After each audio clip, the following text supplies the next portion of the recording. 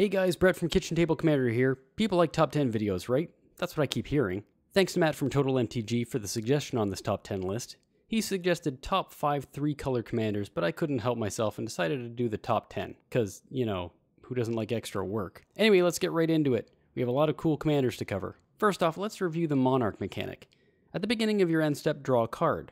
Whenever a creature deals combat damage to you, its controller becomes the Monarch. Let's be honest here, Queen Marchesa wasn't born into royalty. She killed her way to the throne. She's the epitome of an evil queen. She kills everything in her way and will get her assassins to get the crown back if anyone takes it from her. Examples of this deck strategy include Ghostly Prison, Marchesa's Decree, and Kazul, Tyrant of the Cliffs. Ghostly Prison and Marchesa's Decree to make her opponents pay homage if you want to attack, and Kazul to make 3/3s every time they do. A decent strategy, but she's only number 10 on this list, so... Karador seems expensive to cast at first glance, but reading the card explains the card. He is 1 cheaper to cast for each creature card in your graveyard. This deck is all about sacrificing your own creatures for value and then bringing them back. Cards like Birthing Pod, Karmic Guide, and Sun Titan are auto-includes as they help to enable the strategy. Birthing Pod acts as a sack engine, while also helping us ramp into bigger and bigger creatures. Karmic Guide can bring any creature back from the graveyard, and after that, who cares? Sun Titan is a big body and also gets any permanents with CMC 3 or less back from the graveyard when it enters the battlefield or attacks. Being a 6/6, that means attacking every turn. Value! This Jund commander is all about making tokens and sacrificing them. Get Prossh out, have a huge board of tokens, and sacrifice all of them and swing for lethal commander damage. Seems like a pretty strong strategy. Adding cards like Avenger of Zendikar for token generation and buffing with counters, Zulaport Cutthroat and Blood Artist as sack engines, and Skull Clamp as an additional sack outlet for the smaller tokens. Pretty simple plan, right? You know what's not simple? Our next commander. Narset only cares about the top of the deck, but she doesn't want to pay for anything. Wizards might as well have printed pairs well with top as her flavor text. This deck includes things like Ponder to set up the top of your deck if you don't have the Sensei's Divining top, Omniscience to keep up the free spells theme, and a ton of cards like Beacon of Tomorrows to keep getting extra turns so you can play more free spells. I know I only picked blue cards to show for this deck, but honestly I think that's where the real strength lies. Animar is a ramp commander. He's never satisfied with the size of his army and wants to constantly get bigger and bigger creatures onto the battlefield. Protection from white and black keeps him safe from Swords to Plowshares and Putrefy, the 2 most common removal spells in white and black respectively. Being that you get a bigger benefit in cost reduction the bigger he gets, it makes sense that Hardened Scales is a common include. Vizier of the Menagerie shows up a lot of the time as it helps make casting creatures both more frequent with its first ability and easier with its second,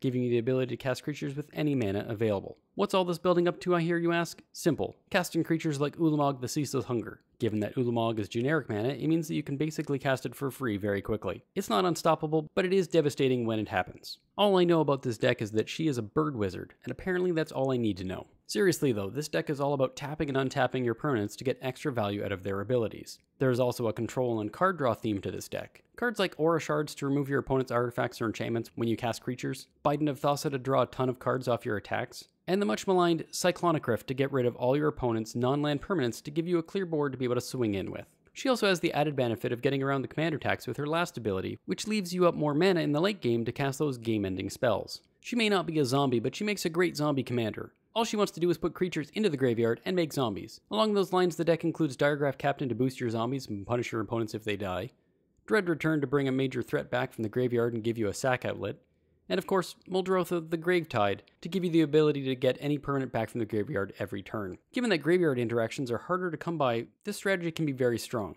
Just hope your opponents don't have a Tormod's Crypt.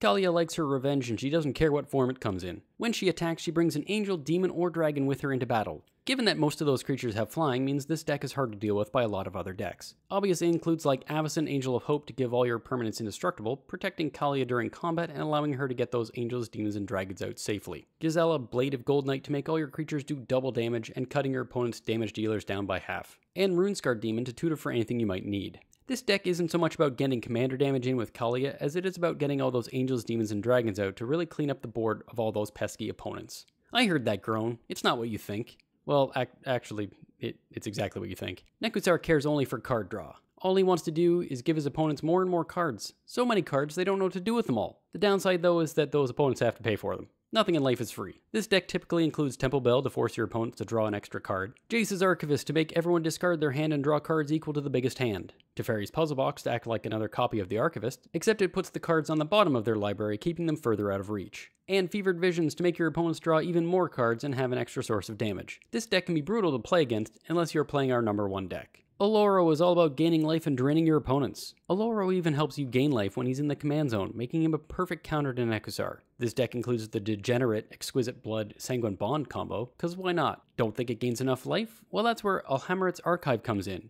If you would gain life, gain twice that amount instead. It also gives you extra card draw. Debt to the Deathless can be a finisher if you have enough mana, or it can just give you a huge boost to your life total. Kumbal to make your opponents hate you, and of course, Aetherflux Reservoir to nuke your opponents.